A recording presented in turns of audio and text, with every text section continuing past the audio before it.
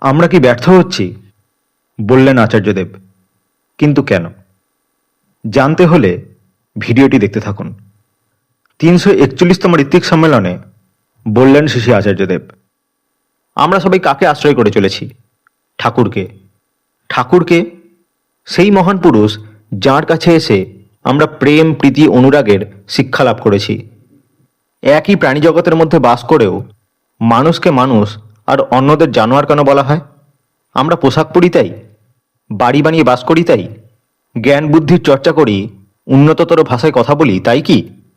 শুধু তাই নয়, দয়া, করুণা, মমতা আদি পৃথিবীতে যত সদ্গুণ রয়েছে সেগুলি আমাদের মনুষ্য পদবাচ্য করেছে।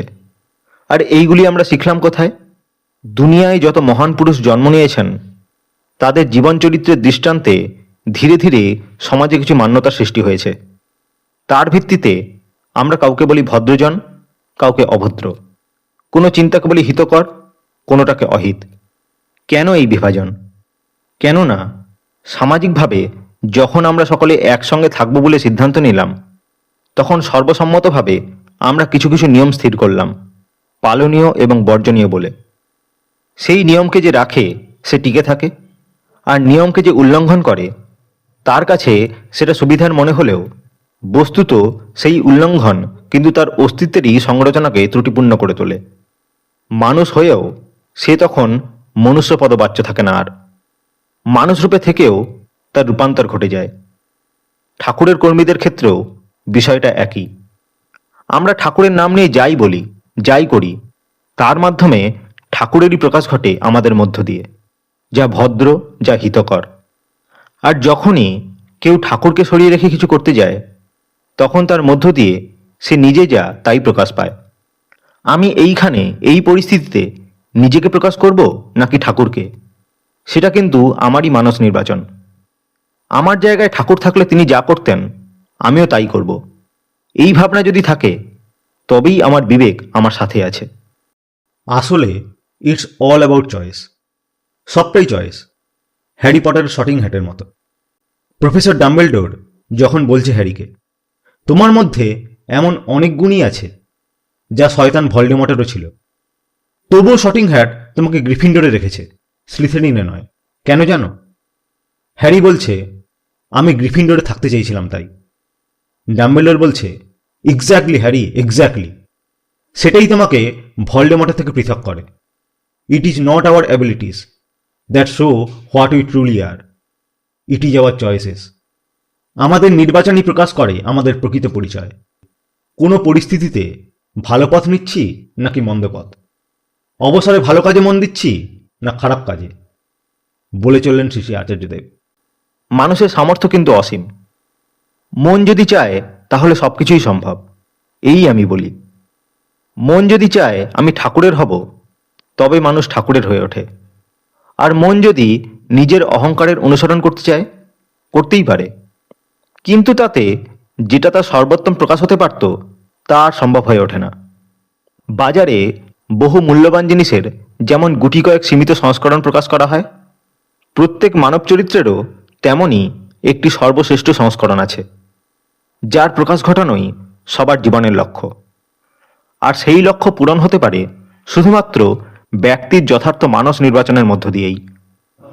ঠাকুরের গড়া এই সৎসঙ্গ জগতের দিকে আজ সমগ্র বিশ্ব তাকিয়ে আছে।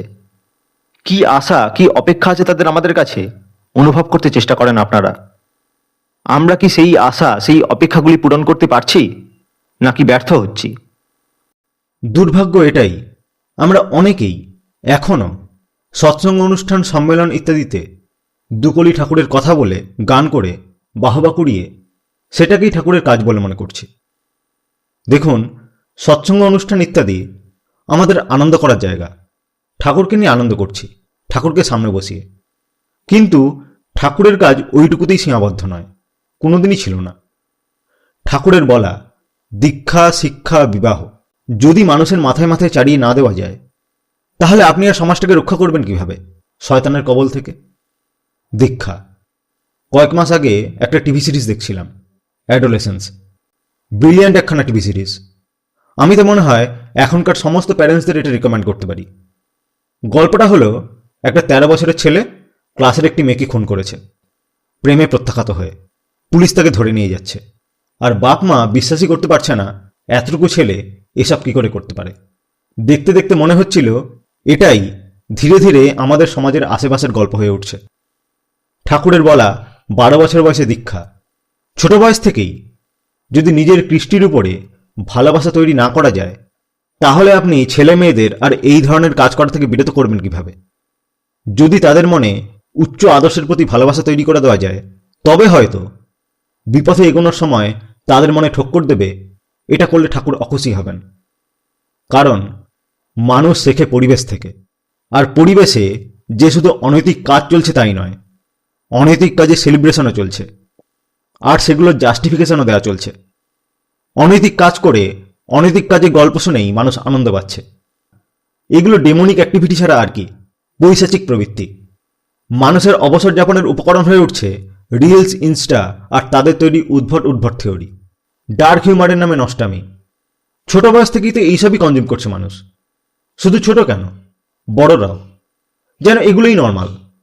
কাজের প্রেসার, তো সেখান থেকে অবসর পেলেই নাকি তেনাদের ছুটে যেতে হচ্ছে খারাপ কাজ করতে, নেশা, ফুর্তি ইত্যাদি ইত্যাদি। অথচ সেই সময়টাতে মানুষ ভালো কিছু করে বা ভালো কিছু কাজে যুক্ত থেকেও তো সমৃদ্ধ করতে পারত নিজেকে। কেউ কেউ আবার বলবে, আমি করছি তাতে তোর কি? ভাইরে, মাঠে কেউ হাগলে গন্ধটা আশেপাশেও ছড়ায়। তুই সমাজে থেকে অনৈতিক কাজ করলে ক্ষতিটা তো সমাজেরও হচ্ছে। লোকে বলবে, কেন, ওয়েস্টটা তো হচ্ছে, ওরা তো ভালো আছে, নাইট ক্লাবে যাচ্ছে, এই করছে ওই করছে, তা আমরা করলে কি ক্ষতি? মানুষ শুধু আলোর ঝকমকিতেই দেখে, ওই ঝকমকিতেই চোখ ধাঁধিয়ে গেছে। তাই ওই লাইফস্টাইলের ডার্ক সাইডগুলো আর দেখতে পাচ্ছি না। কাউকে তোয়াক্কা না করে শুধু নিজের মতো করে নিজের স্বার্থে বাঁচা, কিন্তু তার কারণে মেন্টাল ডিপ্রেশনের হার যে কত বেড়ে চলেছে তার খোঁজটাও একবার নিয়ে দেখুন। ছেলেমেয়েরা একটু বড় হলেই বাবা মায়ের কাছ থেকে আলাদা হয়ে যেতে চাইছে। ভাবছে নিজের মতো করে যা খুশি করবো, লাইফ লিড করবো, আর যা খুশি এলোমেলো চলনে চলছে। কতজন যে নিজেকে গুলি করছে, ফ্যামিলিকে গুলি করে মারছে, স্কুলের সহপাঠী ছাত্রদের, শিক্ষকদের মারছে, তার ডাটাগুলো একবার নিয়ে দেখুন। এতটাই অ্যাবিউসিভ মেন্টালিটি ঢুকে পড়েছে মনে। অথচ সোশ্যাল মিডিয়াতে এই এলোমেলো জীবনযাত্রাটাকেই ফোর্স ফিট করানো হচ্ছে সমাজে। ওয়েস্টের কি কোনো ভালো দিক নেই? বহু ভালো দিকও আছে, কিন্তু সেগুলো গ্রহণ না করে ওই এলোমেলো লাইফস্টাইলটাকেই ভালো করে গ্লোরিফাই করা হচ্ছে। Alpha male, sigma male, etcetera etcetera. এমন ভাব এগুলো করলে তবেই না সাকসেসফুল, আর এর ইম্প্যাক্ট তো গোটা সমাজের উপরেই পড়ছে। শিক্ষা, আমরা বলি দশবিধ সংস্কার। দশবিধ সংস্কারের অর্ধেকের বেশি সংস্কারই কিন্তু শিশুকাল আর কিশোরকাল মিলিয়ে। এতটাই গুরুত্বপূর্ণ সময় এটা। এত দামি দামি স্কুল কলেজ তৈরি হচ্ছে, শিক্ষাও হচ্ছে, কিন্তু শিক্ষিত মানে কি শুধু পড়াশোনা করে একটা উপার্জনের উপায় বার করা আর স্বাধীনতার নামে বিবেকহীনভাবে জীবন কাটানো? শিক্ষার মূল্য তো তখনই যখন সেটাকে ভালো উদ্দেশ্যে লাগানো হবে। বিবাহ, আমরা পশুদের ব্রিডিংয়ের সময়ও চিন্তা করি কোন ব্রিডের সাথে কোন ব্রিড মিশালে ভালো ব্রিড আসবে। গাছপালা ক্রসিংয়ের সময়ও চিন্তা করি, কিন্তু মানুষের বিবাহের সময় চিন্তা করি না। শুধু তাই নয়, বিবাহ নিয়ে প্রাচীন যেসব নিয়ম রয়েছে তাও যেন নস্যাৎ করতে উঠে পড়ে লেগেছি। একটা সোজা কথা বুঝে উঠতে পারছি না, ভালো বিবাহ না হলে ভালো সন্তান আসবে কিভাবে? দেখুন, প্রেম বিবাহতে কোনো আপত্তি নেই, কিন্তু তা বিধিমাফিক হওয়া দরকার। আমার তো মনে হয় ছেলে মেয়েদের ছোট থেকেই শেখানো দরকার তাদের বর্ণগোত্র মাফিক কাকে চুজ করা যায়, কাকে যায় না। শুধু তাই নয়, তাদের বংশের ইতিহাস সম্পর্কেও পড়াশোনা করে ঘেঁটে তাদের ছোটবেলা থেকেই বংশের গৌরবময় ইতিহাস শেখানো দরকার। কনক্লুশন, বর্তমান আচার্যদেব স্থলাভিষিক্ত হওয়ার পর প্রথম বার্তা দেওয়ার সময় এটাই বলেছিলেন, সত্তা সচ্চিদানন্দময়, আর এই আনন্দেই আমাদের থাকতে হবে। তার পরের কথাটা আরও ইম্পর্টেন্ট, আর তাকে নিয়েই আনন্দে থাকতে হবে। অথচ আমাদের যেন ওই শুটকি মাছ বিক্রি করা মহিলার মতো অবস্থা। শুটকি মাছের গন্ধে থাকতে থাকতে যে ওই গন্ধ ছাড়া আর ঘুমোতেই পারছে না, আর ফুলের গন্ধকে ভালো লাগাতেই পারছে না। খারাপ বিষয়কে আলফা, বিটা, গামা বহু কিছু বানিয়ে হিরো বানাতে পারছি, আর ধর্মকে মনে করছি দুর্বলতার বিষয়, শুধু বৃদ্ধ বিদ্যাদের বিষয়। অথচ ধর্ম তো কোনোদিনই দুর্বলতার বিষয় ছিল না। শ্রীরাম চলেছেন সেতু পেরিয়ে তার শত শত বানর সেনা নিয়ে। এক ভক্ত তো তার আগে একাই গিয়ে লণ্ডভণ্ড করে এসেছেন রাবণের সাজানো শখের বাগান। আরেক ভক্ত শয়তানের ভরা রাজসভায় পা রেখে বুক চিতিয়ে বলছেন, এই রাখলাম আমি পা, কেউ সরিয়ে দেখাক দেখি, এক চুলে যদি সরাতে পারে। এই তো চিরকাল ধর্মের স্বরূপ ছিল, এখানে দুর্বলতা কোথায়? প্রভু আছেন সাথে, তাই আমি বলবান। তিনি তো আমার কাছের মানুষ, আর তাঁকে পরাজিত করতে পারে তেমন ক্ষমতা বিশ্বব্রহ্মাণ্ডে কারণ নেই। আমাদের দুর্ভাগ্য, ধর্মের সেই স্বরূপকে ভুলে গিয়ে আমরা ওই শয়তানি কার্যকলাপগুলোকেই হিরোর মর্যাদা দিচ্ছি।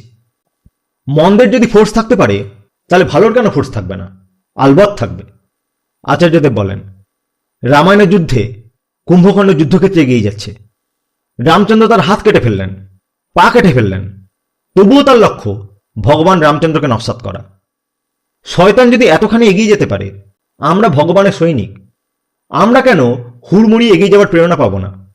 আমার হাত অশক্ত হতে পারে, পা অশক্ত হতে পারে, তাও সবল মস্তিষ্ক নিয়ে এগিয়ে যেতে যেন পারি।